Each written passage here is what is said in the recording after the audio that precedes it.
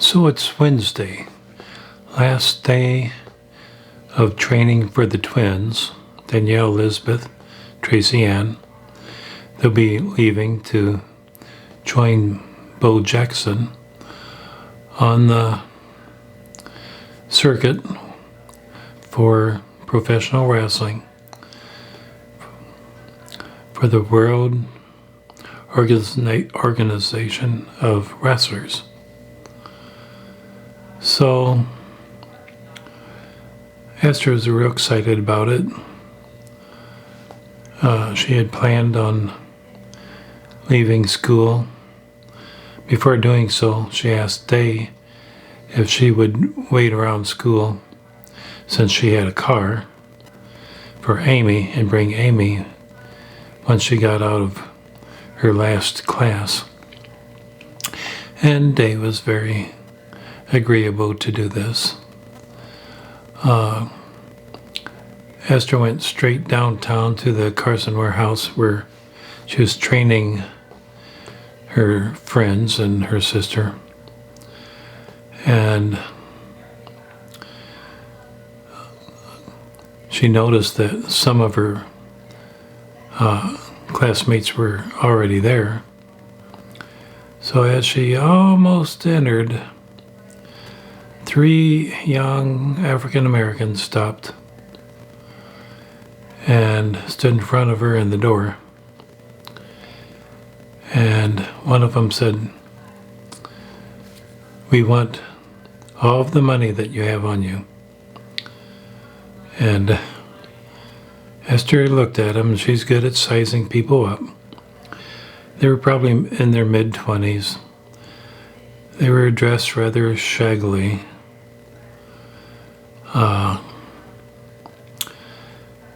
She saw that they looked more desperate than they did criminal,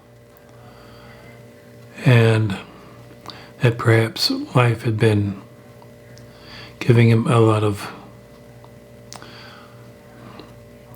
hills to climb that led to this moment. So she decided on doing something most people wouldn't think, but she was going to recruit them. So she said to the one man out front, she said, "Well, I have a billfold in my backpack, and it's got a lot of money in it. But if you try to take it, I'm going to have to hurt you. And that includes your friends." She dropped the backpack down behind her, and as he tried pushing Esther away and grabbing the backpack, Esther grabbed his arm and hit him softly on the sternum, but with enough force that it sent him flying against the building wall. And she did that to his 2 buddies too, as they approached her. So they all 3 were laying on their butts, total disbelief that Esther had stopped them. And they were all breathing rather heavily. But Esther spoke to him and said that none of them were injured badly. And she asked why they were trying to rob her. And one man said, "Well, I have a wife and child and they're hungry." Another man said he needed rent money. And the third one said that he just didn't have a job and he wanted some money in his pocket. So Esther said, "Well, I'm going to make you a proposition. If you come back here at 8:30 tonight, I'll give each one of you $100 bill for 1 hour of doing anything I ask you to. And so she said, $100 bill for 60 minutes. Be here at 8:30. And then she asked, do any of you have a watch? And nobody did. So she took her watch off and said, all right, this was my mother's watch. I'll trust you to return it to me at 8:30. Do we have an agreement? And the two men looked at the tall fella, and he said yes. And as Esther started to hand the watch over, she said, wait, I want to know your names. So the tall man said, Nick. And the other fellow said, Mike. And the third one was Jake. So she said, okay, I will see you at 8:30. Then Esther picked up her backpack and went on in. And shortly after that, Day arrived with Amy. And then the twins, Danielle Elizabeth and Tracy Ann, they arrived with Aunt Brandy, followed by John and his crew. So they all were there, and Esther said, this being the last night, I prepared some graduation certificates for everybody as long as you finish the night. And she chuckled. So let's get started. Well, at the very beginning of the warehouse, everybody had noticed a professional WOW wrestling ring had been installed. And that really excited everybody. The twins knew that it looked like an exact replica of what they had seen before in their work. So anyway, Esther spoke to everybody and said, tonight we're going to learn escape moves, 3 escape moves from attackers. And so she explained the moves, and everybody practiced them for several hours.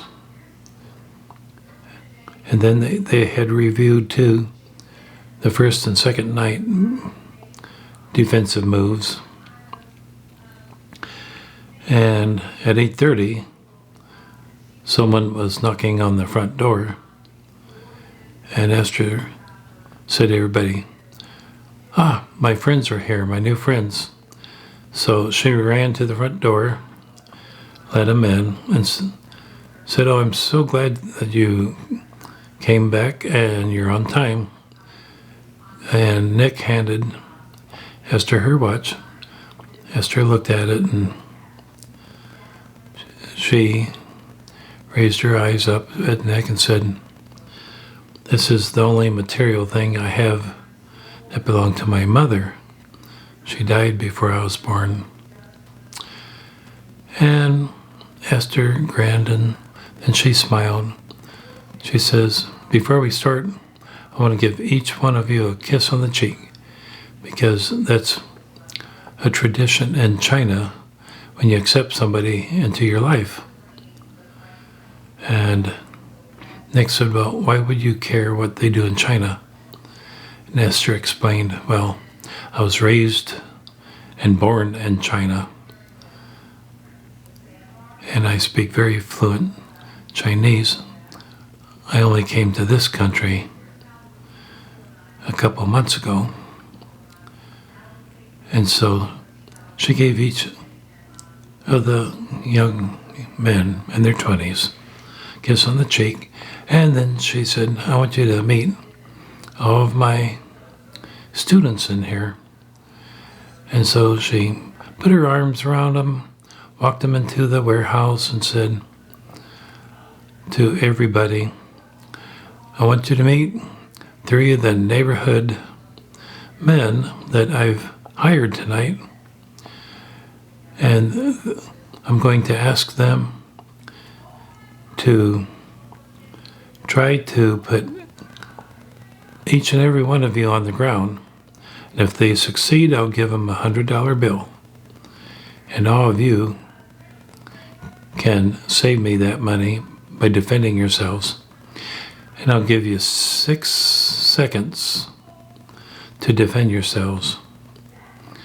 So she turned to Nick and his 2 friends and explained this. She said, I'll line up all my students, and each one at a time for all 3 of you. If you can take them down to the ground in 6 seconds, give you a $100 bill. It's that simple. So she said, let's start. We're running out of time. So the first 3 included the 13-year-old and Brandy and Day. Riley Grace was a 13-year-old, obviously. And so she said, when I say start, I'll start the watch, and you have 6 seconds to earn $100. So give him some room, Esther said. And she said, okay, line up against each other, start. So the 3 young men, they lounged forward and were repelled by the 3 girls and put into arm locks. And they ended up on the ground in a very uncomfortable position with mild pain. And Esther said, stop. And so they 3 walked away, and the young men stood up. They were puzzled. So the next 3 came, and that was John and his 2 friends. And so Nick and Mike and Jake, they were hesitant, because if 3 women could put him on the ground, what are these 3 young men going to do? And so Esther said, okay, ready? Start. Well, Nick and his 2 buddies, they kind of moved around a little bit and backed up. And Esther yelled, stop. She said, look, nobody's here is going to hurt you. They've all learned defensive moves. And if you manage to put any of them on the ground, I'm going to give you a $100 bill. So, should we continue? Well, Mike and Jake looked at Nick, and everybody said yes. So they said, why not? So for the next, half hour or so, they all ended up on the ground. The 3 men ended up on the ground repeatedly until everybody had defended themselves against him. So Esther said, well, Nick and Mike and Jake, I really appreciate your being here and doing this with my students. Why don't you stand over here, and we're almost done for the night. And then Esther spoke to the class and said, so you all noticed we have a WOW professional wrestling ring here.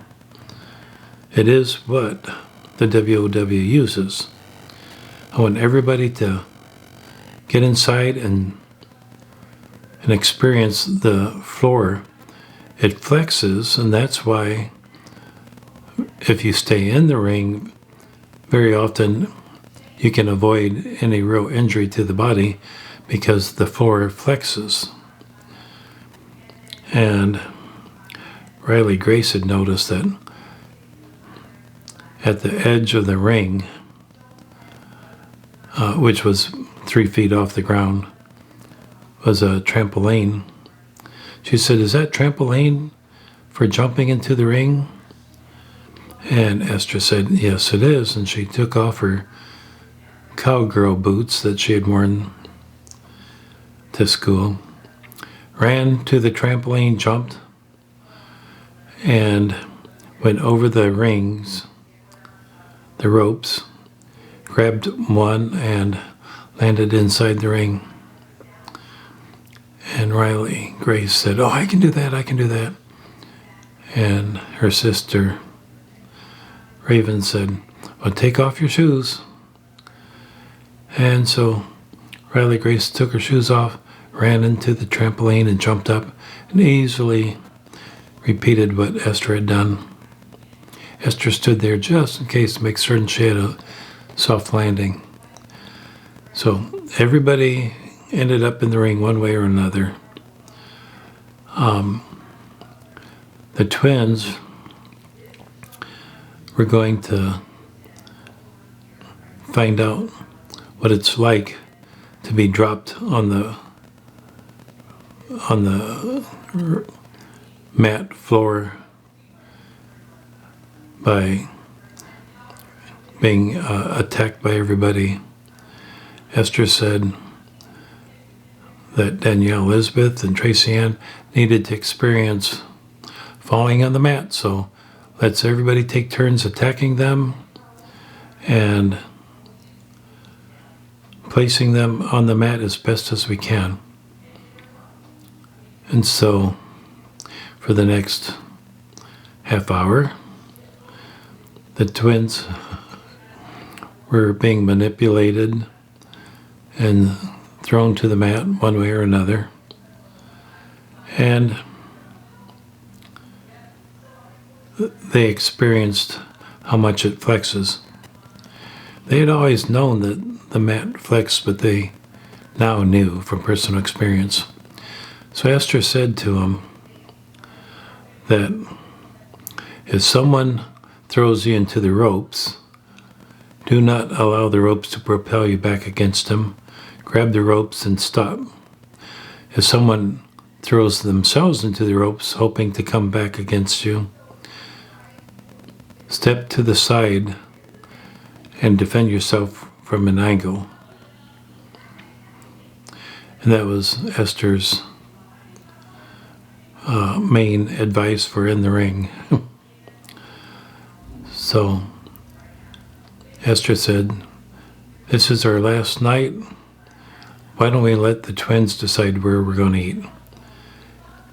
They looked at each other and said, "Taco Bell, and we'll buy." Esther said, "Well, I have cousins that own a Taco Bell just down the road on Camp Street, 12 minutes from here." Everybody knew where that was, so they all agreed, "We'll meet at Taco Bell and have dinner there." So everybody got excited, left the building. Esther stayed behind just to talk to the 3 young men that had helped her out. And she said to him, "I have a cousin who owns a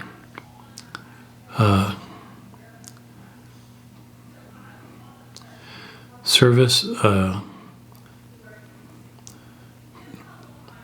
local safety defense company that polices the neighborhood, a security company, and he's looking for 3 men, and he's Chinese. That wouldn't be a problem, would it?" And Nick said, if someone's giving me a job, I don't care what color he is or what nationality. And Esther said, well, you're going to need a car. And she pulled a fob out of her pocket and squeezed it. And a Jeep across the street made a honking sound twice. She said, that vehicle is licensed and insured, and you can use that. I'm providing it for you.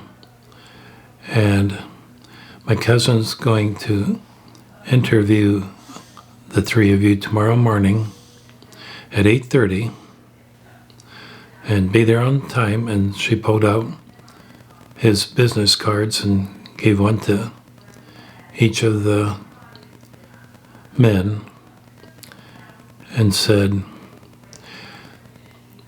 the first 2 months he won't ask you to take a drug test, but then he will. If you fail it once, you're on probation. If you fail it twice, you lose your job. Then Esther said, oh, and by the way, the first year pays $40,000, the second year pays $60,000, and the third year you'll be making maximum pay at $80,000 for the third year. And that's for security work. All you have to do is stay drug-free and take a few courses in security training. So she said, how does that sound? Well, Nick said, why are you helping us so much? Sorry, I don't know that one. And Esther said, well, you three know the neighborhood, the district. My cousin's looking for 3 men that know the neighborhood. So it's a win-win. You three will have jobs, and I'll have good security for the building that I now own. And so they all smiled and said, gave Esther a hug and said, thank you so much. Esther said, well, don't disappoint me. Be there at 8:30 tomorrow. And now if you excuse me, I love Taco Bell, and I think they're probably waiting on me. So Esther put her helmet on and took off for Taco Bell.